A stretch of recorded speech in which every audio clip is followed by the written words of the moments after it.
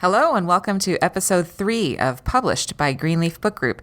My name is Tanya Hall, and this will be the first episode of a two-part series about establishing an author brand with our guest, Sam Alexander. Welcome to Published, a podcast by Greenleaf Book Group, where we'll discuss the ins and outs of the publishing industry, from writing a book and finding the right publisher, to gearing up for a book launch. And now, here's your host, Greenleaf Book Group CEO, Tanya Hall.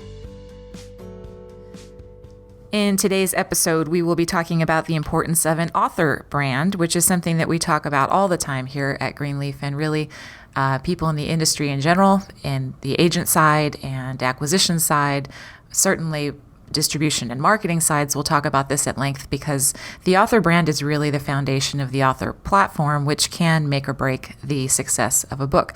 It's of so much importance that we launched an entire department here at Greenleaf Book Group that is dedicated to helping our authors define their author brand and really build out their platform, which we will define for you and also talk through in the next episode some steps to take to actually build out that platform. But first things first, I would like to introduce our guest, Mr. Sam Alexander, the man with two first names, who you can trust. Sam is a brand strategist here at Greenleaf Book Group. And Sam, welcome to Published. Thanks, Tanya. It's great to be here. Sam, why don't you start by telling us a little bit about yourself and what you do here at Greenleaf? Sure. So as you mentioned, I'm a brand strategist here at Greenleaf. And my job, as I see it, is to really help authors just understand as well as possible what their message is and then how to bring that to their audience in the best way possible. Traditionally that's referred to as platform building. That is something that I've come to sort of through a sort of circuitous route in my career. I started out in advertising and marketing, and that kind of laid the foundation for how to communicate with audiences with a purpose. And I'm really excited that I get to translate that to help authors really bring their vision to life. It's something they're very passionate about, and I feed off of that passion personally. So it's great. Mm-hmm. Good. I love it. So why don't we start with defining the word platform, which is sort of lobbied around the business quite a bit, and nobody has really nailed down an official definition. So help our audience understand what we mean when we use the term platform. Absolutely, and it's something that I had to learn about myself when I started. So it's certainly something that has an evolving definition for me and probably for everybody. To me, it's really about the platform is about kind of the sum total of how you can reach people with your voice, and it ties also into who you're reaching. When it comes to authors in particular, and I will say this is, I guess, for all authors, but it's most important, I think, for nonfiction authors. Jane Friedman defined it very simply as the ability to sell books because of who you are or who you reach. And that's a pretty great sort of overall definition, simply because it encompasses virtually everything. But there are, of course, a lot of sort of block and tackle pieces to an author platform. And I know we're going to talk a little bit more in particular about those. Mm-hmm. Yeah, definitely. So, okay, that's what it is. Now, why does it matter? I would say it's essentially the only thing that matters for an author. If you are going to use that old adage about if a tree falls in the middle of the woods, if nobody's there to hear it, does it actually fall?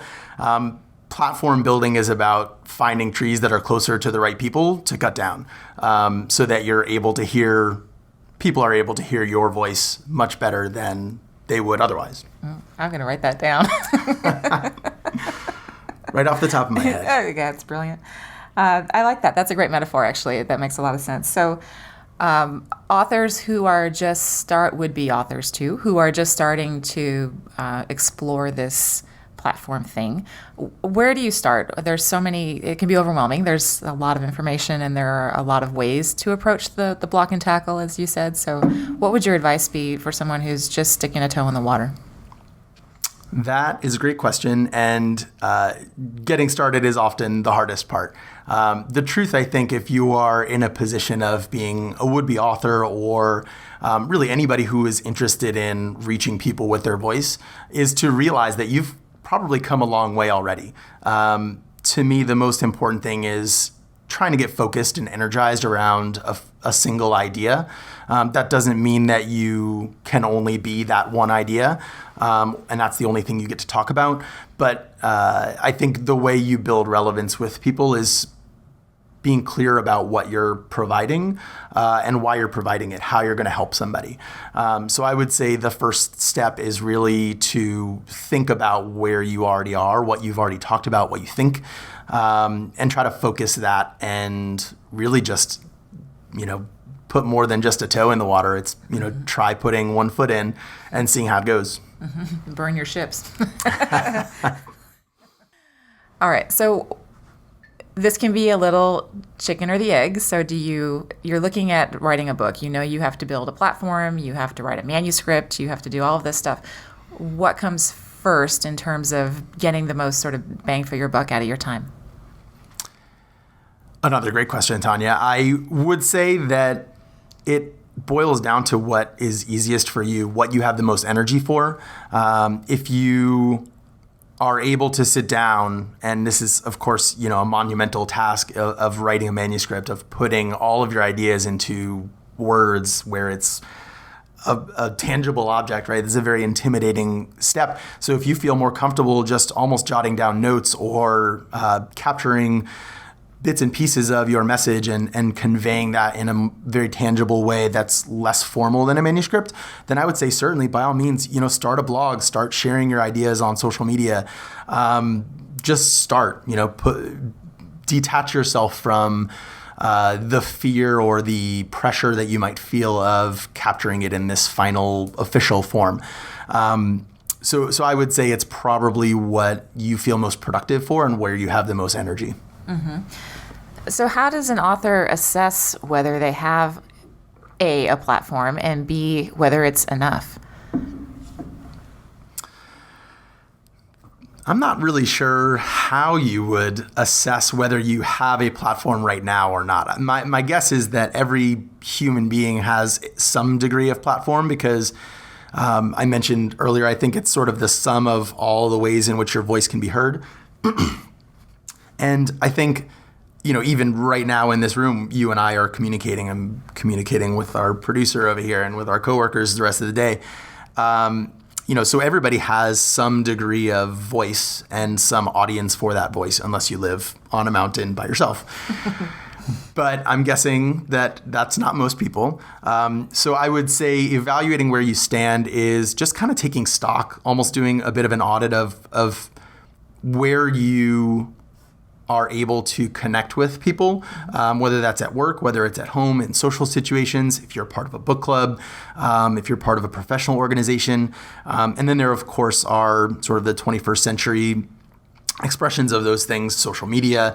If you've got, 1,000 connections on LinkedIn, that's 1,000 people that you can reach with a post on LinkedIn, potentially, not counting all the people that are second degree or third degree connections. So it's kind of just taking a step back and thinking about who you could reach if you are trying to. Mm-hmm. Okay. So as we are trying to reach those people, we'll talk in the next episode about some of the specifics related to website, social media, and newsletter. But, I'm sure one of the first things that you do as you are beginning to work with an author is that audit that you spoke of and really taking stock of where they have some opportunities and where they're already strong. So what are those key elements that you look at? I would say it's what comes off the top of your head probably is the most important thing. That's going to be the most likely and most accessible thing for that person to tap into. There are, of course, a lot of sort of drilling questions or exploratory questions that I ask to understand, what avenues that author might have to reach their network and the networks of their network. And I guess, does that answer the question? It starts to. So, okay, as you're looking at those elements, is there one that's more important than the others? Yes, I would say that having a pillar or a platform that, has an established audience or a base of people that you can touch into. It doesn't have to be a website. A website is probably the ideal, but that's probably more advanced for somebody who's just getting started thinking about this. So I would say LinkedIn for a nonfiction professional business book type of author is probably the cleanest place to start and think about it. But there are lots of ways to build out from there. So, it's never really a concern, I guess, if somebody comes in the door and doesn't have a lot of platform elements, because you can always grow from wherever you are. Right. And I would argue that in some cases that might actually be better because sometimes it's easier to start fresh and build versus pull back and redo something that's been out there with bad messaging or an off-brand. So that is not as daunting as some would-be authors probably think it is if they have nothing coming in. Very true. The value of a blank slate. Mm-hmm. Okay, so, and again, we'll talk more about the specifics of leveraging those platforms in the next episode.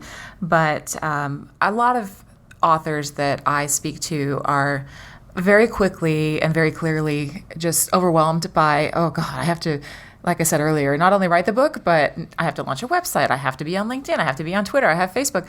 Like, how do I find, this is what they're saying, how do I find time to do any of this stuff, much less any one of them well? So how should they focus their time, given that their best, highest use is often, in our case, they're running a company or doing something else that, this is designed to support, not take over. So how do you guide those people? The truth is that in terms of guiding them, it's about finding what is going to be easiest for them. And I guess it's not necessarily easiest, it's what is going to be filling them up with energy instead of sapping them.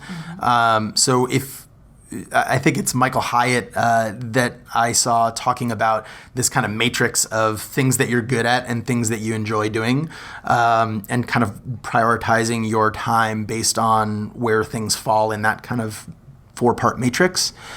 So I would say certainly it's about starting where you think there's going to be the most energy. It might be that that's the place that doesn't necessarily have the greatest bang for your buck in terms of exchanging your time for that value or what you're trying to do to build that platform. But one of the biggest tricks, I guess, would also be to kind of see those things as not independent of each other, but as part of a larger kind of content ecosystem, where you don't have to recreate the wheel in every single post. Particularly if you've got a manuscript, you've got an enormous amount of content that's just there to kind of be repurposed and broken apart and compartmentalized that you can leverage to fill the funnel, if you will, or fill the pipeline of content for all of those different channels. So it can definitely be a giant time suck to think about running and maintaining, 2 or 3 different elements of your platform. But, that's one way in which we help to make that less of a time commitment. And at the same time, it's got the benefit of being more strategic about how you're communicating and what you're communicating. So there are lots of tricks to sort of make it seem less overwhelming. But it is a lot of work. That's something we are honest with all of our clients and authors with as well, is this is not set it and forget it. This is kind of a full-time gig to some extent. And it's about setting what you can continue to do. So something that's sustainable, as opposed to, going crazy the first month and then burning out and never doing it again. Mm-hmm. Yeah, no, I think that's critically important and leads nicely into the next question. But I'm going to take a little detour before I get there.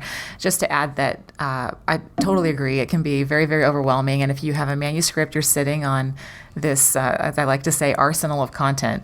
And one of the things that, again, we'll talk about in the next episode is really figuring out how you can repurpose a lot of that content so that this isn't as overwhelming. And a lot of it really comes down to format and length, and correct me where I'm wrong here, but different platforms are constructed to support different length of content, and the audiences that go there are expecting something that's of a different tone or of a different length depending on where they go. So you have to meet them where they are and be able to work with your own content to just pull out those, whether it's a tweet or an article or a longer manifesto type piece. There's a lot you can do with the work you already have. So I say that as words of comfort for people who are sitting there exhausted from potentially having already written a book and thinking, do not want to sit down and write a bunch of blog posts or social media posts. Like, chances are you're sitting on it. You already have it.